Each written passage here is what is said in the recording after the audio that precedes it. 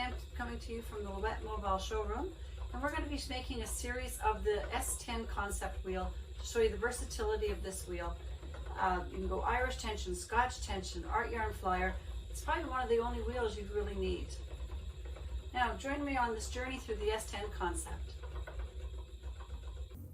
Alright, so here we have three parts that I just want to explain here. Footman connector, the footman, and your footman to treadle connector.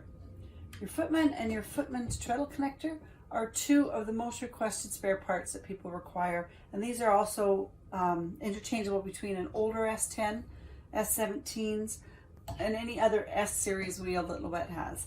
Again, the footman to treadle connector and the footman connector. Alright, so here we have a double treadle set up, and I'm going to explain the rocker arm that holds the two treadles together. They are connected on the side here, on both sides. You'll see the little footman to treadle connector. Same on the other side. Now, should your footman, or pardon me, should your rocker arm break, you're going to unscrew here, unscrew your nut, your screw right here, take off your footman connector, and then this part will be pop right out, and you just replace the broken part.